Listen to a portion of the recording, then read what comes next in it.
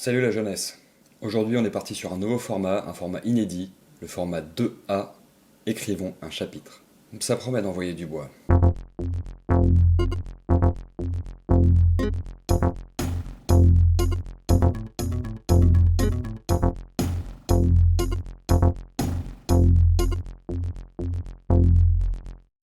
Aujourd'hui on va commencer à écrire un chapitre, mais en réalité ça va s'étaler sur 4 épisodes.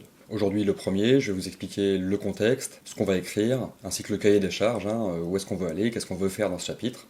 Dans les deux suivants, on plongera dans la phase d'écriture pure, et dans le dernier, je reviendrai sur quelques petits détails, et bien sûr, je vous lirai le chapitre.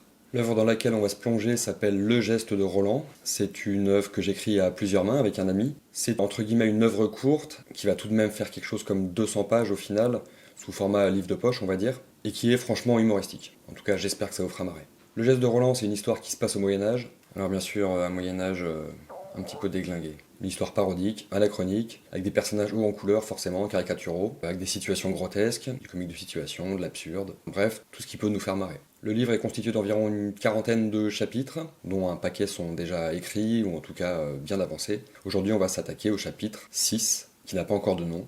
Ce chapitre 6 a déjà été écrit, en tout cas une première version, une version provisoire, toute provisoire parce que justement pas forcément satisfaisante. Ça tombe bien, avec mon ami on a prévu déjà un petit synopsis qui va constituer une base de départ pour moi aujourd'hui. Cette première version était assez ancienne, ça manquait de gags et puis surtout par rapport à l'époque où on l'a écrite, l'histoire a quand même pas mal évolué, c'est finalisé et puis les personnages également ont changé, se sont étoffés, ont évolué, ont un background un peu plus important parfois. Et puis deuxièmement, il était un peu léger. Il y a des gags qu'on tentait à l'époque qu'on va pas garder aujourd'hui parce que pas assez bon, parce que plus forcément dans le contexte de ce bouquin-là. Donc, c'est parti.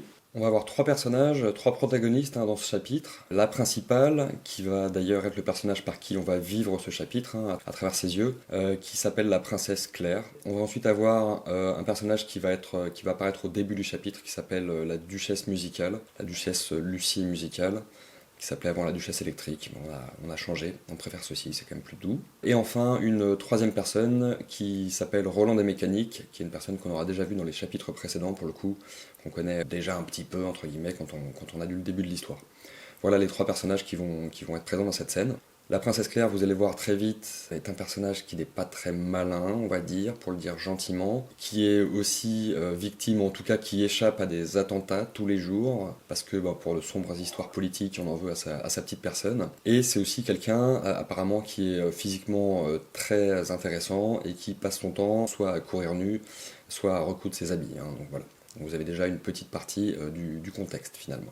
Plongeons dans l'histoire et voyons ce qu'on va faire. La princesse Claire va être dans sa chambre, à recoudre plein d'habits, la duchesse qui va taper à sa porte. En bougeant, Claire va éviter une flèche, le constater, se rasseoir au même endroit. La duchesse entre, elle discute de la beauté de la flèche, un petit dialogue. La princesse qui va proposer un petit coup à boire à la duchesse qui va refuser, l'inviter à la partie de champignons. La partie de champignons qui va être un événement un peu plus tard dans l'histoire. Bon, c'est le matin du mariage de Claire, ça l'arrange pas, mais elle dit oui pour être gentille. Puis la duchesse va se barrer. Première partie du chapitre. Ensuite, Claire va se rappeler qu'elle s'est servi un verre, se dit qu'elle a pas soif, elle va jeter le contenu dans un pot d'une plante qui va mourir sur le coup. Puis Roland, donc le troisième personnage, va se pointer, l'inviter au bal, lui sauter dessus et déchirer ses vêtements, comme je vous expliquais, se barrer. En fermant la porte, le lustre va tomber. Si c'est utile, reparler de la fatigue de Roland. Quand on écrit comme ça un bouquin sur un certain nombre de chapitres, qu'on écrit en plus pas forcément dans l'ordre, on a tendance parfois à oublier de mettre quelques petits détails. C'est quelque chose qui aura une importance, entre guillemets, plus tard dans l'histoire. Puis la princesse Claire balayera, reprisera ses vêtements et réfléchira à comment en apprendre plus sur les champignons, parce qu'elle n'y connaît rien en champignons. Elle va penser à aller voir Jean Chêne, qui est le jardinier royal en l'occurrence, et qui est beau. Il va juste falloir faire une petite allusion, peut-être que ça pourrait avoir une importance aussi. Voilà, vous avez le contexte, vous savez ce qu'on va faire dans les prochains épisodes, donc j'espère que ça vous intrigue et que vous allez revenir pour voir ça. A très vite pour la suite. Bisous.